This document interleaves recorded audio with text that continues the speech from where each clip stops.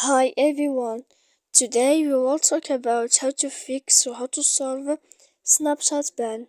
To know how to fix or how to solve Snapchat ban, you should just go to settings like this. We will click.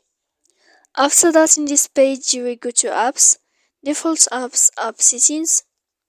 When you will see this list, you will go down to find the application of Snapchat and you will enter here. Then in this page here you will go to click for stop. When you will end this, you will enter to storage.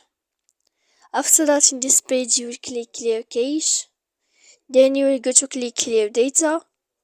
And when you will end all this, you can turn off your phone. So please don't forget to support us by like and subscribe.